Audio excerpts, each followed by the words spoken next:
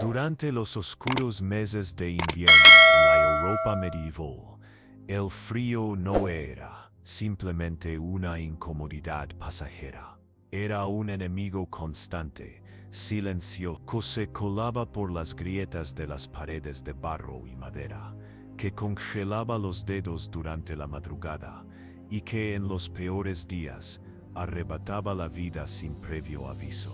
Para los campesinos, cuya existencia ya era precaria, bajo el yugo del trabajo interminable y la escasez crónica, el invierno representaba una amenaza tan real como la guerra o la peste. Las temperaturas caían por debajo de los 20 grados bajo cero en ciertas regiones del norte y del este de Europa, y la lucha diaria por mantenerse con vida se intensificaba con cada copo de nieve que cubría los campos. La mayoría de las personas que vivían en estas zonas no tenían más protección contra el clima que una choza rudimentaria, construida con las manos propias, con barro secado al sol, ramas entretejidas y techos de paja. La estructura apenas podía resistir el peso de una fuerte nevada, y mucho menos detener el viento helado que barría las tierras desde las llanuras hasta las colinas. Las puertas eran simples tablones sujetados con cuerdas, las ventanas eran agujeros cubiertos con pergamino o tela gruesa, y el suelo era tierra desnuda, fría, endurecida por el paso del tiempo y el peso de los cuerpos. A pesar de estas condiciones, no se detenía la vida. Al contrario, el invierno era también una prueba que definía quién viviría para ver el renacer de la primavera. No había descanso real. Aunque los campos ya no exigieran el trabajo diario de siembra o cosecha, otras tareas ocupaban el tiempo: reparar herramientas, conservar alimentos, cuidar del ganado que no había sido sacrificado antes de las primeras heladas. Pero la tarea más esencial de todas era la supervivencia misma. Respirar cada mañana en el aire gélido de una cabaña apenas templada era ya una pequeña victoria. Los cronistas de la época hablaban del frío con un respeto casi reverente. No era raro leer, en antiguos textos monásticos, relatos de inviernos tan severos que el agua se congelaba dentro de las jarras al lado del fuego, que el pan se partía como piedra, y que los hombres, mujeres y niños dormían vestidos con todas sus capas, sin quitarse los zapatos durante semanas. Los pies y las manos ennegrecían por la congelación, y muchos perdían extremidades en silencio, sin quejarse, porque el dolor era un lujo reservado para los que aún podían sentir. Los campesinos medievales, alejados de los centros urbanos, no contaban con la protección de murallas, ni la ayuda inmediata de médicos o curanderos. Dependían unos de otros, y de los escasos recursos que podían almacenar durante los meses templados. Durante el verano y el otoño, cada familia se esforzaba por recolectar leña, secar carne, recolectar raíces comestibles y fabricar velas y ungüentos que ayudaran a resistir la crudeza que se avecinaba. Y aún así, por más preparados que estuvieran, siempre había incertidumbre. ¿Serían suficientes los alimentos? ¿Soportarían sus cuerpos el peso de la noche tras noche sin calor? ¿Lograrían mantener viva a la familia? El frío no solo congelaba el aire, congelaba también la voluntad. Muchos caían en la desesperación, en el letargo que precede a la hipotermia, en la tentación de cerrar los ojos un poco más, de rendirse al sopor que parecía dulce, pero que era letal. Era bien sabido que quedarse dormido fuera de casa, aunque fuera por unos minutos, podía ser mortal. El cuerpo humano, sin el abrigo necesario, sin calorías suficientes, sin movimiento, no podía sostenerse. Y así, cada invierno traía su cuota de muertos, no por enfermedad, no por violencia, sino simplemente por frío. Un enemigo silencioso que no necesitaba armas para matar. Y sin embargo, a pesar de todo esto, año tras año los campesinos sobrevivían. Se organizaban, aprendían de los ancestros, heredaban técnicas, oraciones, prácticas comunitarias que ayudaban a enfrentar lo imposible. La memoria del invierno estaba en el corazón mismo de la cultura rural. Desde las canciones que se cantaban para mantenerse despiertos durante las vigilias nocturnas, hasta los cuentos que advertían sobre los peligros de los bosques nevados, todo recordaba la fragilidad de la vida cuando la nieve caía sin tregua. Y al mismo tiempo, todo celebraba la resistencia, porque resistir era también un acto de fe. La iglesia tenía un papel fundamental en esta lucha simbólica. El invierno era interpretado no solo como una estación física, sino como una prueba divina. El sufrimiento del cuerpo era visto como purificación del alma. Las campanas de las iglesias, aún cubiertas de escarcha, seguían repicando para llamar a la oración. Los monjes envueltos en capas pesadas ofrecían sopas calientes y palabras de consuelo, y los campesinos acudían, no solo por la comida, sino por la esperanza, porque el invierno, aunque largo y despiadado, siempre terminaba, y cuando terminaba, la fe renovada era tan vital como la tierra que comenzaba a descongelarse.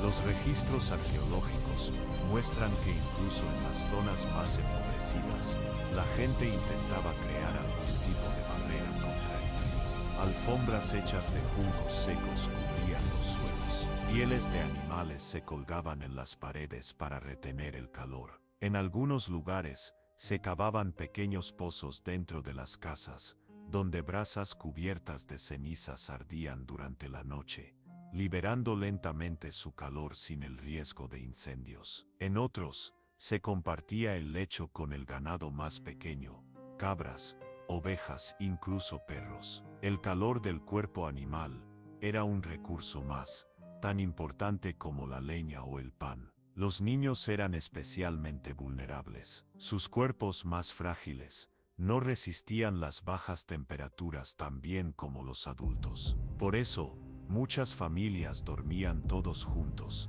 apretados en una misma cama o sobre el suelo cubierto de paja. Era común ver hasta 6 o 7 personas bajo la misma manta, con capas y capas de ropa, buscando crear un microclima que les permitiera dormir sin riesgo. No era solo cuestión de costumbre, era necesidad pura. Pero más allá del aspecto físico, el invierno también tenía un impacto psicológico profundo. El aislamiento, la oscuridad prolongada, la monotonía y el temor constante formaban parte del día a día. Las horas de sol eran pocas, y las noches parecían interminables. Sin luz artificial, la vida se reducía a lo que se podía hacer en torno al fuego, o con la escasa luz de las velas de cebo. Se contaban historias, se hilaba lana, se afilaban herramientas, pero también se pensaba mucho, se rezaba, se temía. Aún así había una extraña belleza en ese silencio invernal,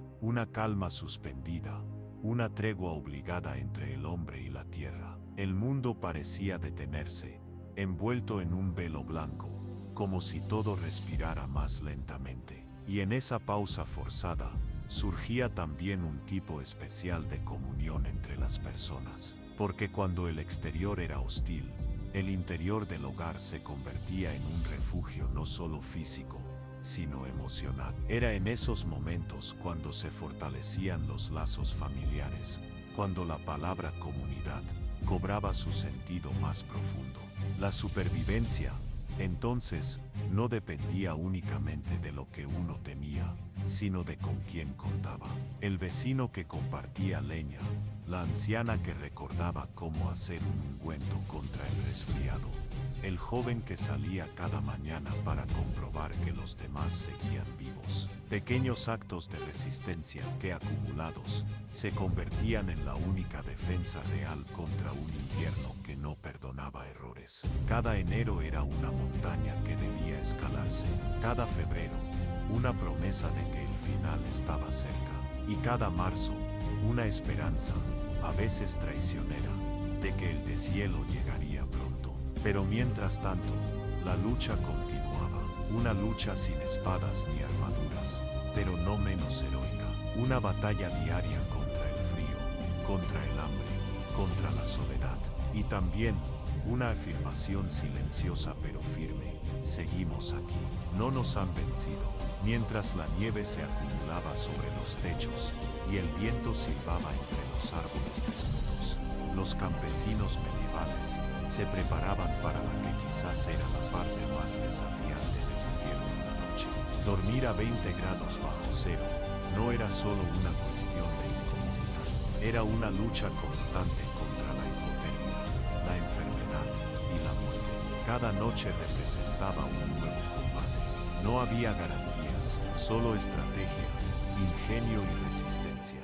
Las casas campesinas, en su mayoría, eran edificaciones modestas construidas con materiales locales: paredes de adobe, techos de paja, estructuras de madera sin clavos, ensambladas con cuerdas de lino o tendones animales. No existía el concepto moderno de aislamiento térmico. Cada rendija era una puerta abierta al frío. A menudo, el humo del fuego se quedaba atrapado dentro, ennegreciendo el techo y provocando problemas respiratorios. Pero el humo también tenía una función secundaria: calentaba ligeramente el ambiente y mantenía alejados algunos insectos durante los meses templados. En el corazón de estas viviendas había un fuego, a veces una simple fogata en el suelo, otras veces una rudimentaria chimenea construida con piedras y barro. No se encendía por placer, sino por pura necesidad. La leña era preciosa, cortarla era agotador, transportarla aún más. Por eso, muchas veces se usaban otras fuentes de calor: estiércol seco, ramas finas, incluso huesos de animales. Todo lo que pudiera arder era aprovechado. Durante el día, el fuego permanecía vivo, pero durante la noche, el riesgo de incendios obligaba a reducirlo o apagarlo. Para evitar que el calor desapareciera por completo, se empleaba una técnica ancestral: se enterraban brasas calientes bajo una capa de ceniza. Así, podían mantenerse tibias hasta el amanecer. Al día siguiente, bastaba con soplar un poco para reavivarlas. Era una forma de guardar la chispa de la vida. Los campesinos dormían en espacios reducidos, muchas veces sin habitaciones separadas. Toda la familia, padres, hijos, abuelos, compartía un único ambiente. El mobiliario era mínimo: un par de bancos, una mesa, alguna caja de madera para almacenar ropa o herramientas. Las camas, cuando las había, eran plataformas de madera con paja amontonada. La mayoría dormía en el suelo, sobre mantas de lana, pieles de animales o sacos viejos rellenos de hojas secas. En invierno, la posición del cuerpo al dormir se convertía en un arte de supervivencia. No se dormía solo, los cuerpos se apilaban, uno junto al otro, como una muralla humana contra el frío. Las madres dormían con los hijos más pequeños pegados al pecho. Los hermanos se acurrucaban espalda contra espalda. El calor corporal, en ausencia de calefacción, era la fuente más fiable de calor. En muchas ocasiones, se invitaban a dormir en la misma casa a parientes o vecinos solitarios, no por hospitalidad, sino por necesidad mutua. Pero no solo los humanos contribuían con su calor. En muchas casas, especialmente las más pobres, se permitía el acceso al ganado menor durante la noche. Las cabras, las ovejas, los perros y los cerdos dormían bajo el mismo techo que sus dueños. Aportaban no solo calor, sino también compañía. Los animales eran parte integral de la vida campesina. Eran alimento, abrigo y calefacción. La vestimenta durante la noche también era crucial. No existía la ropa de cama tal como la conocemos hoy. La gente dormía con la misma ropa que usaba durante el día, a veces con aún más capas: camisas de lino grueso, túnicas de lana, capas sobre capas. Los pies se envolvían en trapos secos, las manos se metían dentro de las mangas, las cabezas se cubrían con gorros o pañuelos. Todo servía para retener el calor. Incluso, en algunas regiones, Se colocaban piedras calientes dentro de bolsas de tela, que se llevaban a la cama para calentar los pies antes de dormir. La comida también desempeñaba un papel fundamental en la batalla nocturna contra el frío. Las cenas eran pesadas, ricas en grasa y carbohidratos, sopas espesas de cebada, guisos con grasa animal, pan duro remojado en leche tibia. El cuerpo necesitaba calorías para generar calor.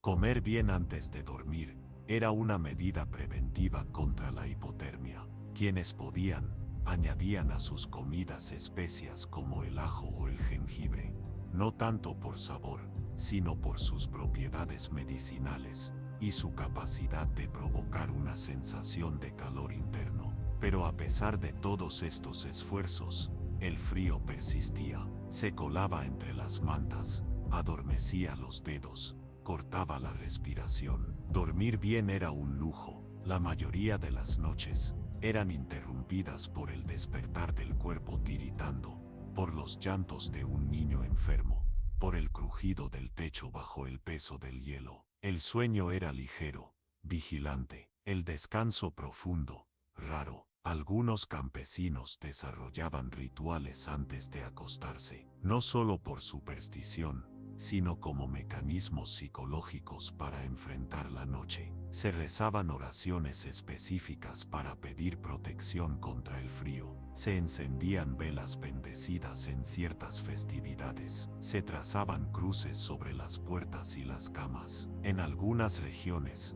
se colocaban amuletos bajo la almohada o sobre el umbral, para mantener alejados los malos espíritus que, según la creencia, eran más activos durante el invierno. Pero también se decía que esos rituales ayudaban al alma a resistir el desánimo, el agotamiento y la desesperanza. En los hogares donde vivían ancianos, el miedo al frío era aún más real. Las personas mayores eran las primeras en sucumbir. Sus cuerpos, más débiles, no soportaban bien las temperaturas extremas. Por eso, muchas familias organizaban turnos para cuidar de ellos durante la noche. Se los cubría con mantas adicionales, se les ofrecía infusiones calientes cuando se podía, y sobre todo, se les hablaba. La voz humana, el contacto, eran en sí una forma de calor. La relación con el fuego era casi sagrada. Se lo cuidaba con devoción. No dejar extinguir la llama era una de las principales tareas del hogar. Cuando se necesitaba trasladar fuego de una casa a otra, se hacía con braseros cubiertos, con total reverencia. En algunas comunidades, se designaba a una persona para mantener la llama del pueblo, una hoguera común que se mantenía encendida incluso en las noches más crueles. De allí, los vecinos podían encender sus propias llamas cuando las suyas se extinguían. Era una forma de solidaridad práctica, pero también simbólica. Nadie debía quedarse sin fuego. No todos los inviernos eran iguales. Algunos eran más benignos, pero había años, y los hubo documentados, en que la nieve cubría los campos hasta la cintura, en que los ríos se congelaban por completo, en que los lobos hambrientos se acercaban a los pueblos, atraídos por el olor del ganado. Esos eran los inviernos que quedaban grabados en la memoria colectiva, los que se contaban una y otra vez, como advertencia, como enseñanza. Los más sabios, los ancianos, los curanderos, los monjes, enseñaban técnicas que iban más allá de la supervivencia física. Había infusiones que ayudaban a dormir pese al frío, combinaciones de hierbas que activaban la circulación, compresas tibias hechas con piedras hervidas, métodos de respiración lenta, que ayudaban al cuerpo a conservar calor.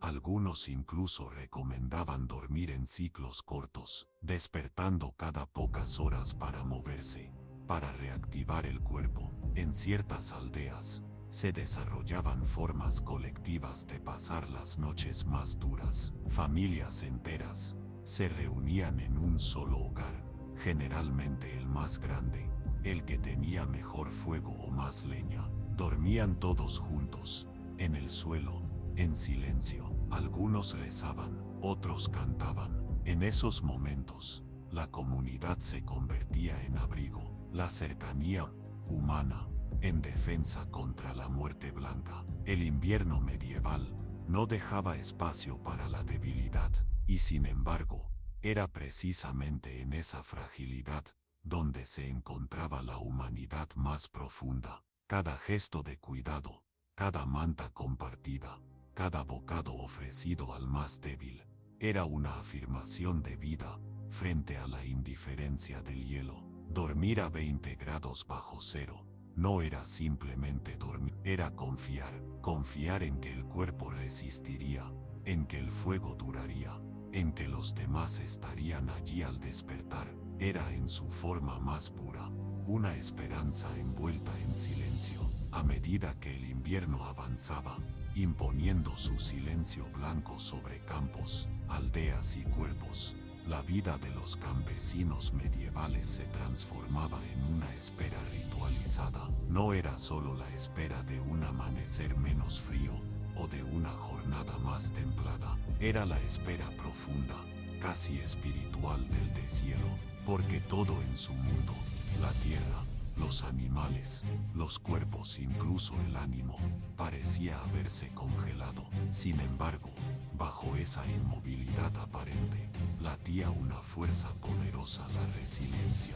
Resistir no era una opción, era una forma de vida, y aunque el frío podía entumecer las extremidades y agrietar la piel, no lograba quebrar del todo el espíritu. Lo que mantenía vivos a los campesinos durante los largos y crueles inviernos no era únicamente la técnica, la costumbre o la dureza física, era el lazo que los unía a los suyos, a su tierra, a sus costumbres. Dormir con el enemigo, el frío, se volvía más soportable si se dormía rodeado de quienes también luchaban. Cada persona tenía un papel. No existía el lujo de la pasividad. Los niños recogían ramas secas en los momentos de sol. Las mujeres cuidaban del fuego, preparaban alimentos con lo que quedaba en la despensa, remendaban ropa que había sido usada una y mil veces. Los hombres aseguraban el techo, reparaban las paredes, desenterraban raíces comestibles bajo la nieve. Nadie era innecesario, incluso los ancianos, aunque frágiles físicamente, eran pozos de sabiduría. Sabían cuándo hervir una piedra, cuándo encender una vela, cuándo no dormir. La comunidad, en esos meses, se convertía en una familia ampliada. Se compartía todo: el calor, el alimento, la preocupación. Si una casa se quedaba sin leña, las demás daban lo poco que podían. Si alguien enfermaba, se enviaban infusiones, ropas secas, palabras de consuelo. El individualismo no tenía cabida. El invierno no dejaba margen para la indiferencia. Era demasiado grande, demasiado cruel, para enfrentarlo en soledad. Las historias orales jugaban un papel esencial. Se contaban leyendas junto al fuego, no solo para entretener, sino para mantener viva la memoria colectiva. Relatos sobre inviernos pasados, sobre antepasados que sobrevivieron nevadas eternas, sobre animales mágicos que protegían a los viajeros perdidos en la nieve. Eran narraciones con un propósito: enseñar, consolar, inspirar, y también para mantener la mente activa, para no ceder al letargo que el frío inducía, porque había un peligro oculto, más allá de la hipotermia, la pérdida del deseo de vivir. Había también días especiales, festividades que rompían la monotonía. A pesar del frío, se celebraba la Nochebuena, la Epifanía, la Candelaria, pequeños altares adornados con ramas verdes, cantos en voz baja, panes especiales preparados con lo poco que quedaba. Eran días en los que el alma tomaba protagonismo, y el cuerpo, por un instante, dejaba de temblar. El acto de celebrar era en sí un acto de resistencia. El papel de la fe era enorme, no solo como creencia, sino como práctica cotidiana. Se rezaba no solo para pedir clemencia, sino para fortalecer el espíritu. Los salmos repetidos noche tras noche eran como mantas para el alma. Las campanas de las iglesias, aunque cubiertas de escarcha, seguían sonando. El sonido metálico atravesaba la neblina y recordaba que más allá de la oscuridad había algo que perduraba. Para muchos, esa fe era lo único que el frío no podía arrebatarles. A nivel físico, el cuerpo se adaptaba lentamente, las manos endurecidas por el trabajo, la piel curtida por el viento, los pies acostumbrados a la humedad constante. Los campesinos desarrollaban una especie de resistencia instintiva. Aprendían a leer el lenguaje del invierno, sabían cuándo venía una nevada, cuándo el hielo sobre el río era seguro, cuándo una brasa estaba a punto de apagarse. Era un conocimiento transmitido no por libros, sino por la observación diaria, por la necesidad. Pero el cuerpo también tenía muchos se enfermaban, bronquitis, pulmonías, reumatismos. No había antibióticos, solo cataplasmas, infusiones de hierbas, oraciones, y muchas veces, ni eso bastaba. La muerte era una presencia constante, pero era enfrentada con dignidad, porque en esos meses, incluso el morir era una forma de no rendirse.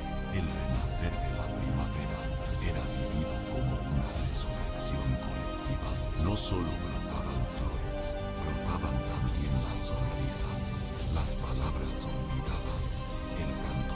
El primer deshielo era celebrado, no con grandes fiestas, sino con pequeños gestos. Abrir la puerta de par en par, dejar entrar el sol, lavar los rostros con agua descongelada. Los que sobrevivían al invierno no eran los más fuertes en el sentido moderno, eran los más conectados entre sí con la tierra, con lo invisible. Había un orgullo silencioso en haber resistido, en haber dormido noche tras noche con la muerte rozando los talones, en haber mantenido el fuego encendido, en haber dicho a los hijos: sí, sobrevivimos, una vez más. Y así año tras año, el ciclo se repetía. El miedo al invierno no desaparecía, pero tampoco desaparecía la capacidad humana de resistirlo, porque aunque los inviernos eran largos y el frío implacable,